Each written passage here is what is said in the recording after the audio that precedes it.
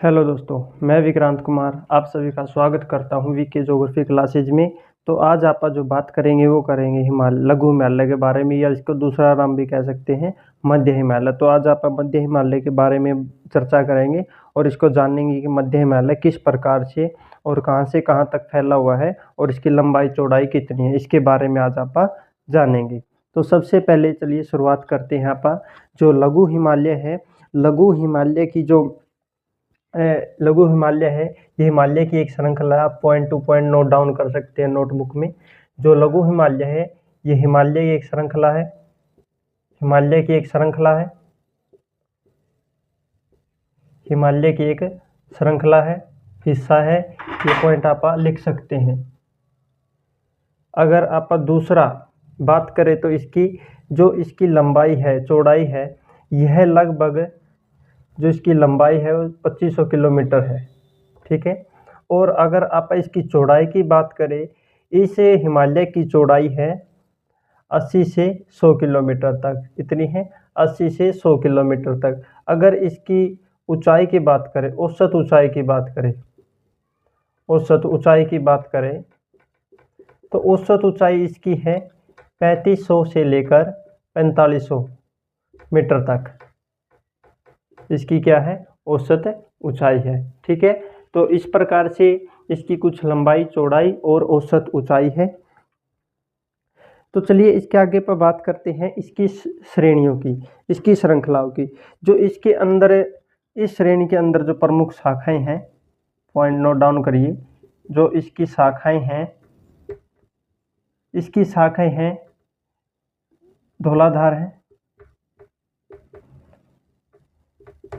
पीर पंजाल है। ठीक है। और इसके साथ में कुछ अन्य शाखाएं भी हैं। तो आप इन बातों को आप अपनी नोटबुक में नोट डाउन कर सकते हैं। और इसके साथ में जो शाखाएं इसकी हैं, ये है महाभारत लेक है, महाभारत लेक है, नाग टिब्बा है आदि।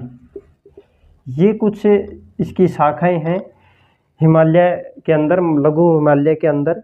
तो इसके बाद में अगर आप बात करें इसके दर्रे की, इस हिमालय के अंदर कुछ दर्रे भी पाए जाते हैं। ठीक है। जो एक तो है बनिहाल दर्रा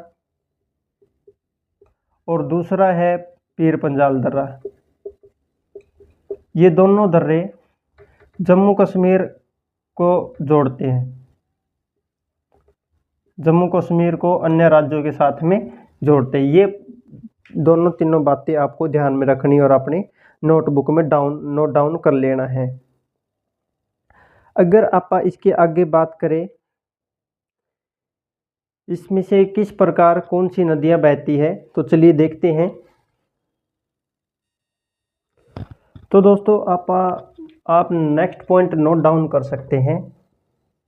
नेक्स्ट पॉइंट है इसमें से जो नदियां बहती है। ठीक है।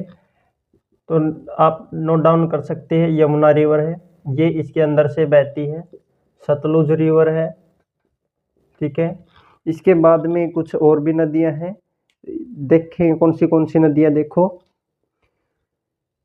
इस हिमालय पर्वत श्रृंखला में से सिंधु, गंगा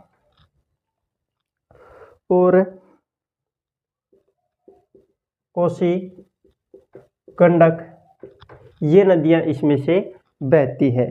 तो ये हमारे इस प्रकार से ये लघु हिमालय में से कुछ नदियां बहती है। अगर आप इसके पर्यटन स्थल की बात करें, लघु हिमालय को पर्यटन स्थल के नाम से भी जाना जाता है, क्योंकि यहाँ पर बहुत ज़्यादा पर्यटन स्थल है। पर्यटन स्थल में अगर आप बात करें तो एक तो है मसूरी,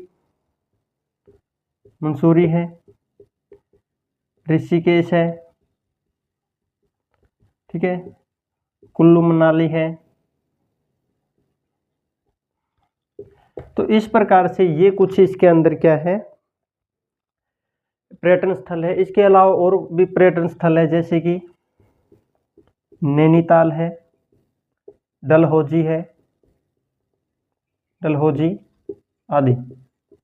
ये इसके अंदर क्या है, पर्यटन स्थल है। तो आप ये पॉइंट नोट डाउन कर सकते हैं। और सबसे मोस्ट इम्पोर्टेंट जो बात है इसके अंदर, ये जो हिमालय पर्वत श्रृंखला है ये मायोसीन में बनी थी, मायोसीन युग में बनी थी। तो ये आप नोट डाउन कर सकते हैं ये पॉइंट, ठीक है। तो चलिए चलते हैं नेक्स्ट हिमालयन रेंज की तरफ।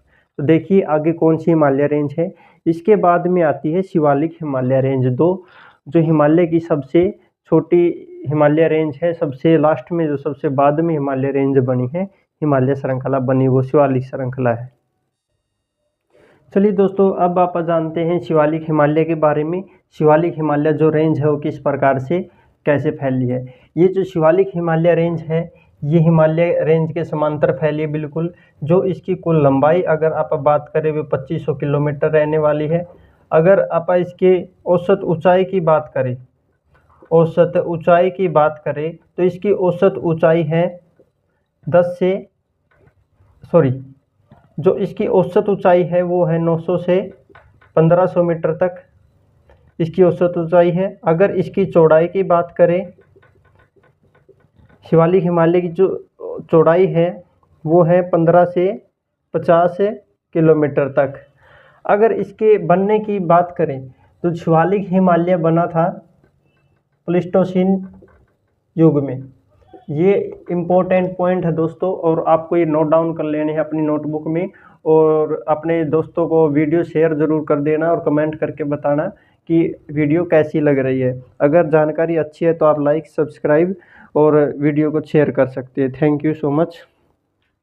और इसके आगे अगर आप बात करें शिवालिक हिमालय की, शिवालिक हिमालय जो है इसको एक अलग नाम से भी जाना जाता है। शिवालिक हिमालय को आउटर हिमालय, हिंदी इंग्लिश में बोलते हैं आउटर हिमालय, और इंग्लिश में अगर बात हिंदी में करें तो इसको बोलते हैं बाह्य हिमालय, ठीक है। इस नाम से भी इसको जाना जाता है। और ये सबसे नई पर्वत श्रृंखला है, ठीक है। ये बात आप इस नोट डाउन कर सकते हैं। अगर आप शिवालिक हिमालय की बात करें, यहाँ पर कुछ नाम दिए जाते हैं, जैसे कि द्वार और दून, इन नाम से, इस नाम से भी जाना जाता है। पूर्व की ओर, पश्चिम की ओर इनको अलग अलग नाम से जाना जाता है। पूर्व की ओर द्वार नाम से जाना जाता है और पश्चिम की ओर दून नाम से जाना जाता है। जैसे कि अगर आप एग्जाम्पल के लिए बोले तो जो है देहरादून है, ठीक है, पाटलिदून है इत्यादि।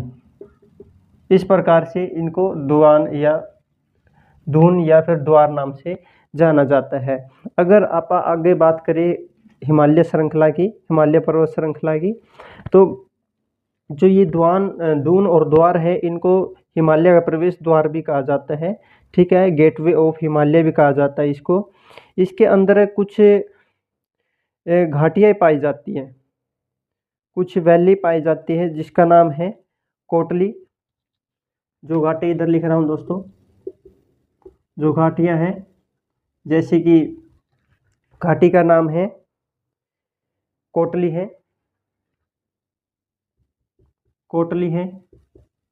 चौखंब है। इस प्रकार से ये कुछ घाटियाँ हैं। और जो देहरादून है, पाटलिदून है, ये भी एक प्रकार की घाटी ही है जहाँ पर कुछ सिटीज बसे हुए हैं या नगर बसे हुए हैं या गांव बसे हुए, ठीक है। अगर आप इसकी हिमालय पर्वत श्रृंखला की में शिवालिक हिमालय की अगर और बात करें तो इसमें जो कटी फटी जो ढलानी घाटियाँ हैं, अगर बात करें कटी फटी ढलान वाली जो घाटियाँ हैं, बंजर जो भूमियाँ हैं, उसको चो नाम से जानते हैं, ठीक है। तो ये सारे पॉइंट आपको नोट डाउन कर लेने हैं ताकि एग्जाम में आपको हेल्प मिल सके, ठीक है। अगर आप इसकी और बात करें हिमालय पर्वत श्रृंखला में शिवालिक हिमालय की, तो जो शिवालिक पर्वत श्रृंखला है ये अपने पंजाब से लेकर और अरुणाचल प्रदेश तक फैला हुआ है इस प्रकार से, ठीक है। ये पॉइंट आप लिख सकते हो, पंजाब से अरुणाचल तक ये फैला हुआ है, अरुणाचल प्रदेश तक ये फैला हुआ है, ठीक है। तो ये सारे पॉइंट नोट डाउन कर लेने हैं आपको दोस्तों। और इस प्रकार से हमारा जो हिमालय पर्वत श्रृंखला है, जो 3 श्रेणियाँ इसकी, ये यहाँ पर समाप्त होती हैं। और अगर आप अब बात करें इसके आगे हिमालय की, जो हमने पाठ किए थे, इसकी अगर बात करें तो इसमें रहता है कि हमारा जो पूर्वी पहाड़ियाँ हैं इसके बारे में अपना करना रहता है। तो चलिए आगे जानते हैं पूर्वी पहाड़ियों के बारे में। तो दोस्तों चलिए देखते हैं आप अब पूर्वी पहाड़ियों के बारे में। अगर आप पूर्वी पहाड़ियों की बात करें हिमालय पर्वत श्रृंखला में, जो पूर्वी पहाड़ी है ये इस रीजन में, यानी कि भारत के पूर्व में, भारत के जो पूर्वी राज्य हैं उनके अंदर, पूर्वी राज्यों के अंदर जो पहाड़ियाँ हैं,